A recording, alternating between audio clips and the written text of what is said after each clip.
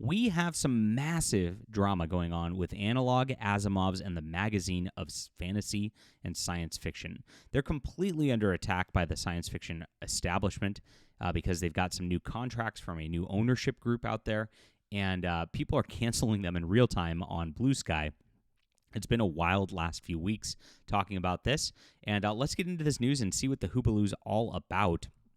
This is a disaster. I mean, short fiction is, as I've covered on the channel, pretty freaking dead already.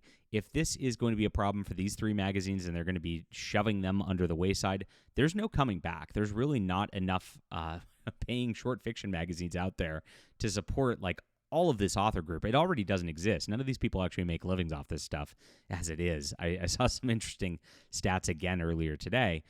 So this is a wild thing, and let's get into this news. Like I said, please hit the like and subscribe button as we cover all things in fantasy and science fiction. This is the Real Fantasy and Sci-Fi News, and I am a science fiction writer myself. I don't spend a lot of time on short fiction because it is what it is. I put it up on my Subscribestar. If you know, when I put it up there, I don't actively do it other than for fun.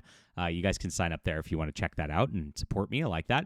If you also want to support me, this is a great spot to start reading. This is my Stars Entwined. It begins my Arishan War trilogy, which is my main sweeping science fiction universe. Beautiful space opera like they used to tell back in the 80s and early 90s before all of this went to mess in the publishing industry. So if you like that kind of thing, check it out. It's in the description below.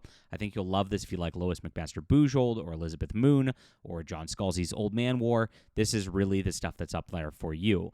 Thank you for this. It's an ebook, print, and audio. I appreciate all the readers out there. And of course, I've got a whole catalog of a lot of stuff. If something appeals to you, please grab it. Support our channel. Start reading today. We had some great sales over the weekend, so thank you guys for reading as it is. And like I said, that's in the description below. So, the new owners of Analog, Asimov's, and the magazine of fantasy and science fiction are getting canceled by mainstream Sci-Fi writing community as it's become a hotly contentious with their new contract language over moral rights, which rarely impact authors in reality, yet is becoming a top fight in science fiction writing circles. In March, they were taken over by a company called Must Read Magazines, and I have reached out to both the editor of Analog and Asimov's for comment for fantasy and science fiction. I'm not going to bother because that lady's a massive activist who's just not even worth contacting.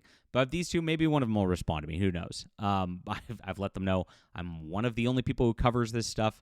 I have the most read blog in science fiction and Fandom Pulse. Yes, we get more views than John Scalzi's whatever.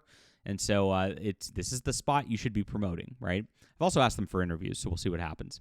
So this company's investor, they've got a few investors out there who are basically out there saying they're fans, and they just are doing this because they like it. And that's the case. Magazines don't really make money. This is not like some big publishing endeavor thing that's like, wow. I mean, these things are barely breaking even just to exist. They might even be floating it with their own money. Who knows? I don't know the exact backgrounds, but I've done some loose math on what it looks like they're selling.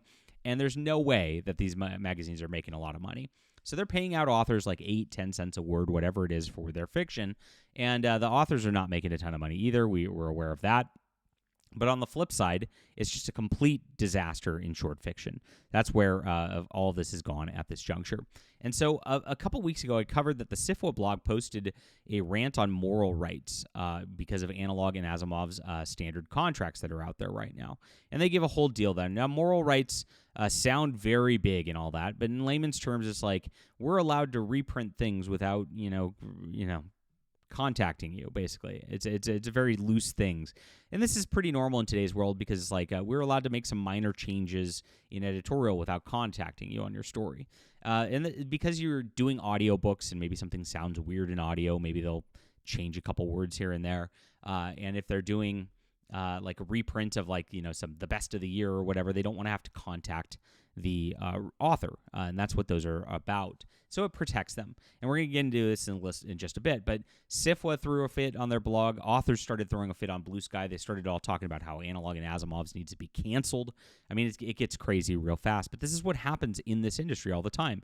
It is something to be outraged about. They get outraged. They want to cancel and destroy everything around them because these are all miserable people who do not actually make money on their science fiction. If they were happy, they'd be like me, and they'd just be like, out here doing this, but they seethe about me. I mean, they seethe because we do well. And you're not allowed to do well without these gatekeepers' permission. That's what it all comes down to. So there's a site called Grindr. Yes, I know. I'm sorry, the grinder. You can't make this stuff up. Which the submissions grinder is what it's really called, and it talks about all these submissions. Here's the responses: accepted, rejected. 91.6% are rejected, and of course, dead letters, never responded, withdrawn with 3%. So yeah, not very good acceptance rate. Over 630 submissions on here these are the people that are just tracking it. It's got to be even lower than that. So pretty big over the last 12 months. I don't know what sample size of this there is, but this is where it gets weird. It says this market does not qualify as a full listing for the grinder. The listing has been removed due to concerns over some of their contract terms from publication that writers have shared with us, including sub-licensing to other unnamed publications and waiving of moral rights. So like I said, they're covering themselves because they're gonna try to make money off this science fiction any way they can. Sub-licensing their stories is something that probably needs to be done, for a compilation, like I said, or an audiobook or whatnot, right? And so this is pretty normal publishing stuff that you would sell your story for and get that, but that's it. And this is pretty wild that, of course, they're going crazy over this. And it's gone further. Locus Magazine spoke to one of the purveyors of Submission Grinder, who said, "We treat every publication's listing by the same criteria, no matter if they're new or run by one person or a professional venture that has lasted for decades.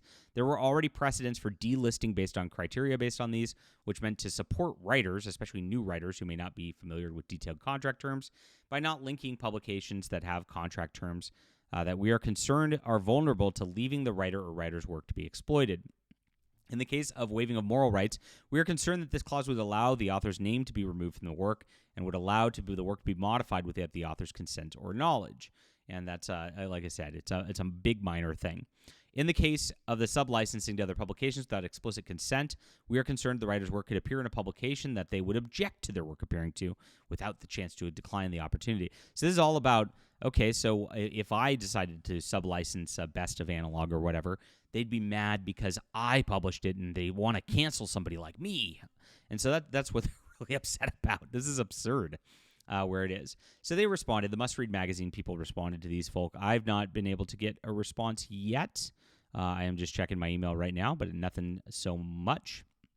And generally, our contracts are intended to be fair, is what he says. Our legal team made some minor updates to boilerplates we inherited to bring them in line with our intentions to do more international publishing in the way that magazines used to in the past, to address the liability requirements from our insurance providers and other minor updates. This doesn't sound like they're going to be doing much at all other than just trying to make sure their international licensing is okay. We've been hearing from authors about concerns regarding the way certain sections are phrased. That's all. As a part of those discussions have come up with compromises that address the author's concerns. We've been talking to our legal team about other solutions, but for the most part, they've found language that nearly all authors have found acceptable, with a few exceptions. Generally, writers have been forthcoming about their concerns. They said, "We got involved because we love them. We want to do more to help the magazines be a platform to promote the author's writing in more ways and to more readers. We know the boilerplate changes at any publisher can be stressful for writers who see a change for the first time.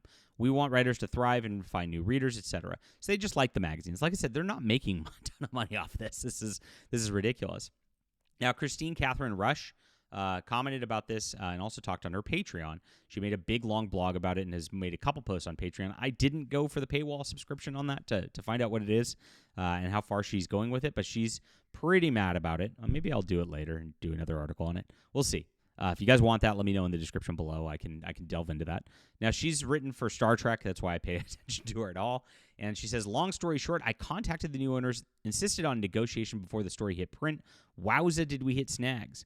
In that the contract was awful, as in negotiation went poorly, as in I had no choice but to walk away, taking all of my current stories with me. After 40 years of publication in digest magazines, I will no longer be doing business with them. Breaks my heart. I would love to continue working with these editors, but the new owners have proven themselves untrustworthy, to say the least." So that's pretty bold. Now, again, she didn't actually go on in her blog to say what the provisions were that were bad. So she just makes this blanket claim, does not show receipts that they're bad. And, of course, they're on the other side just going, hey, we just bought this. It's not really making money, and we just do it for the love of it.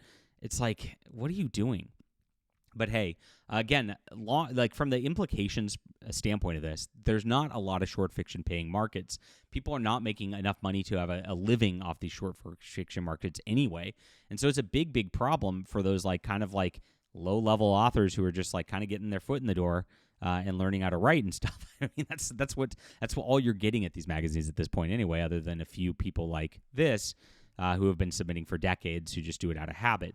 Or just love it, because it's not a real professional thing anymore to do this kind of thing. And so as even more are dwindling, and if you're canceling the big three magazines in science fiction, there's not much left. You've got a bunch of weird identity politics magazines aside from that. This kills the short fiction market, if anything. So we'll see what happens with this. Like I said, I haven't seen the contract language. It sounds reasonable from what they're saying. From what Christine Catherine Rush is saying, I can't tell. From people on Blue Sky posting, they have not posted anything substantive about it other than they're outraged about it. And so it becomes one of those things where I feel like it's a cancel mob of aspiring writers who don't care and just want to bring everything down because, it makes them feel better about themselves, which is a lot of what science fiction publishing has become. I mean, it's been pretty crazy over the last few years. This is just another instance of insanity, and we will cover it as we learn more. So I've reached out to the editors to try to get a copy of the contract. And we'll see what happens there, also for interviews, and we'll cover things as they come along. Thanks for being here, guys. Please hit the like and subscribe button. Join us as we talk about all things science fiction. This is your sci-fi and fantasy news. And grab my books today, guys. This is where it's at. I self-publish. There's no contracts involved, so it's good stuff. You can support me right here. It's a great way to do so. Like I said, I've also got a Subscribe Star where I'm posting my short fiction and the like when I get those, and I've also got comic books. I do so much. It's really unbelievable. It's great to be a fan here. If you're into reading my work, you know just like how much I output. It's crazy. So thank you so much for making this a success. Ebook, print, and audio. Grab it today in the description below. Thanks for being here. We'll be back.